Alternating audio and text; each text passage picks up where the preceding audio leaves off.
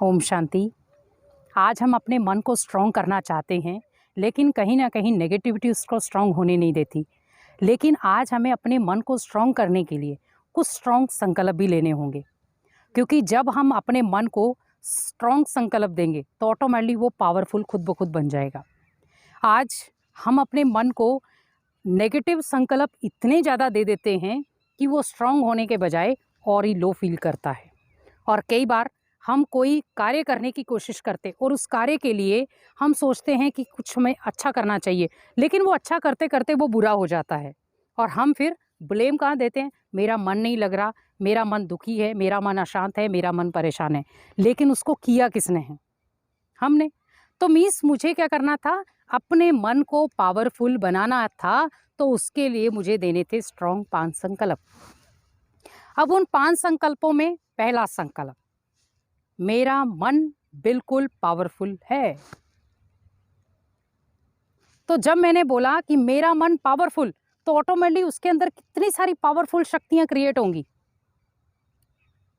तो उस शक्ति को हमें क्या करना है, अपनी एक ऊर्जा बनानी है कि मेरा मन पावरफुल है, तो फिर मैं नेगेटिव संकल्पों के घेरे में क्यों आ रहा हूं? नेगेटिव संकल्पों के घेरे में इसीलिए आ रहा था क्योंकि मन मेरा कमजोर था। और अगर मेरा मन पावरफुल होता तो मेरा मन कमजोर संकल्प ले ही नहीं पाता। आप दूसरी तरफ देखें, मेरा मन शक्तिशाली। तो जब आपने ये शब्द यूज किया, मेरा मन शक्तिशाली, तो उसमें बहुत सारी अशक्ति आएंगी। मान लो आपकी नेगेटिव ऊर्जा को, मतलब एक चीज कह सकते हैं कि जैसे आपके घर में कोई नेगेटिव ऊर्जा आई, बोल के द्वारा, स्वभाव संस्कार के द्वारा, किसी भी प्रकार की टक्कर आई, उस नेगेटिव ऊर्जा को आपका मन जब शक्तिशाली होगा उसको क्रॉस करेगा। तो मन जब शक्तिशाली बन जाएगा तो वो भगवान से शक्ति लेने में भी समर्थ हो जाएगा।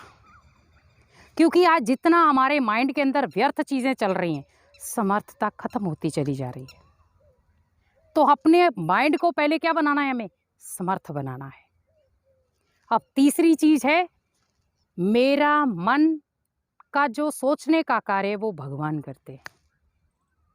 अब ये सोचो, मतलब एक हम बोल ही रहे हैं जिसमें कितना सुंदर रख रहा है, अरे मेरे मन के सोचने का कार्य भी भगवान करेगा। क्योंकि जब आप अपने मन के सोचने के कार्य को भगवान के हवाले कर देंगे तो क्या होगा, भगवान आपके बारे में कोई उल्टा कार्य नहीं सोचेगा, कुछ उल्टा नहीं सोचेगा, वो आपके बारे में हमेशा अच्छा सोचेगा। क्योंकि आपने अपने मन के हर डिसीजन को भगवान को अर्पण कर दिया है।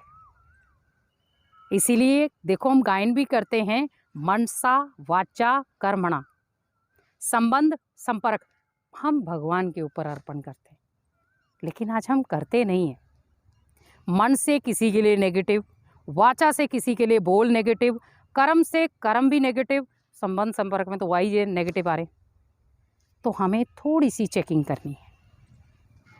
चौथी चीज, मेरा मन मेरा भाग्य बनाएगा। क्योंकि जब आप अपने मन के अंदर बहुत सारे सुंदर सुंदर संकल्प क्रिएट करेंगे तो आपका भाग्य भी सुंदर बन जाएगा। क्योंकि जब आपके मन के अंदर बहुत सुंदर सुंदर पावरफुल आपने संकल्प क्रिएट करना शुरू हुए तो आपके भाग्य की रचना भी क्या होगी, सुंदर बन जाएगी। क्योंकि आपने देखा होगा, जो व्यक्ति हमेशा अपने आप को पॉजिटिविटी में रखता है उसका भाग्य का लेवल पावरफुल होता है, और जो व्यक्ति अपने आप को नेगेटिव महसूस करता है उसका भाग्य का लेवल नीचे होता है। तो हमें अपने भाग्य को बनाने के लिए अपने मन को क्या बनाना है, भाग्यवान। क्योंकि आज सोचे कि हमारा मन कितना सुंदर है। आपको जब खुशियां आती तो पहले आपका मन उसको रिसीव करता है, और हम क्या कहते हैं, आज मेरा मन बहुत खुश है। और जब कोई आपके जीवन में उदासी आ जाती है तो हम क्या कहते हैं, आज मेरा मन बहुत उदास है। तो ऐसे ही हमें थोड़ा सा बस चीज़ों का ध्यान रखना है कि कब कब मेरे जीवन में मेरे मन को शक्तियाँ चाहिए, कब कब मेरे जीवन में खुशियाँ चाहिए, कब कब मेरे जीवन में वो पावरफुल संकल्प चाहिए। और लास्ट है, मन तू मेरा है। तो जब मैंने ये बोला कि मन तुम मेरे हो। तो जब मैंने ये संकल्प यूज किया तो सोचो कि जब वो मेरा है तो मैं उसमें क्या डाल रहा हूं। जब मैं भोजन जब थाली में मेरी में थाली में आता है तो हम पूरी भोजन को चेक करते हैं, सारा ठीक है ना। अगर उसमें बाई चांस अगर नमक भी ज्यादा हो गया तो हम नहीं खाते हैं या उसमें कुछ एडिशन करेंगे। तो जब मेरा मन मन मेरा है तो उसको चलाना भी मेरा कार्य है, उसको संकल्प देना भी मेरा कार्य है। तो मन कौन से संकल्पों से खुश होगा, नेगेटिव से या पॉजिटिव से, ये चेकिंग आपको करनी है। तो आपका मन जो है वो खिले गुलाब की तरह तभी रहेगा जब आप उसको पॉजिटिविटी देंगे, आप उसको पॉजिटिव माहौल देंगे, पॉजिटिव वातावरण देंगे, पॉजिटिव आसपास का इर्द गिर्द का। आप जितना भी सोचे, जब आपका वातावरण आसपास का बहुत पॉजिटिव होता है तो आपकी शक्तियां भी बहुत पॉजिटिव हो जाती हैं। तो हमें अपने मन को पावरफुल बनाना है इन 5 संकल्पों से। अब दूसरी तरफ हम देखें कि हमारे मन के अंदर जब पॉजिटिव ऊर्जा क्रिएट होती है, हमारी हर चीज़ जो उलझी हुई होती है वो सुलझना शुरू हो जाती है। आपने देखा होगा जब आपका माइंड बहुत ज़्यादा संतुष्ट होता है, बहुत ज़्यादा खुला माइंड होता है, या हम बहुत ज़्यादा खुश महसूस करते हैं, आपके हर कार्य जो उलझे हुए होंगे वो सब ठीक हो जाते हैं।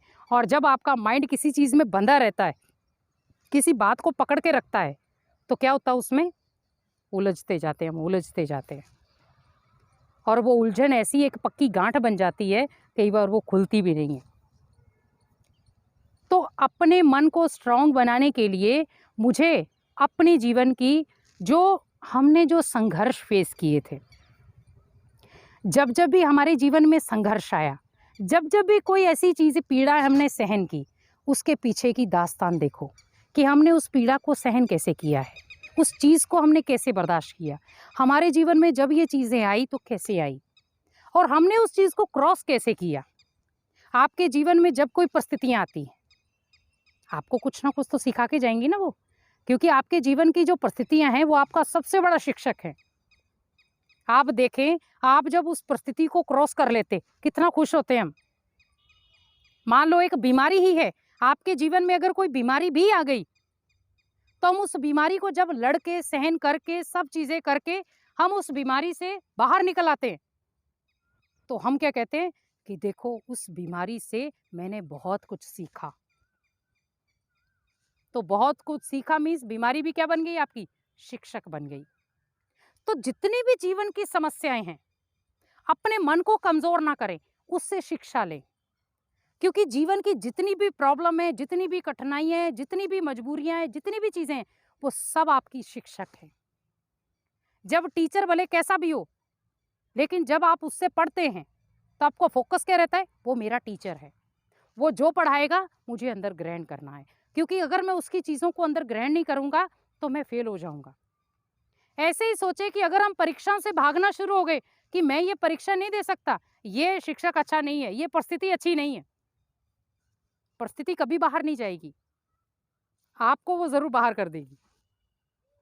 इसीलिए हमेशा याद रखें कि परिस्थितियों से हमें सीखना है, मन को स्ट्रांग बनाना है, मन की ऊर्जा को पावरफुल बनाना है, मन के अंदर की जो तरंगे हैं उनको पॉजिटिव दिशा देनी है, और वो सिवाय आपके मन के और कोई नहीं कर सकता।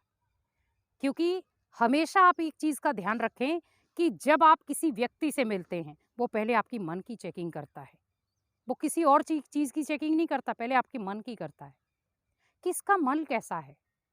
आपने देखा होगा जब आप किसी से बातचीत करते हैं, वो घर जा कर के हम क्या कहते हैं, अरे मान लो बातचीत तो उसने अच्छे से की, लेकिन वो थोड़ा मन का मैला व्यक्ति लगा मेरे को।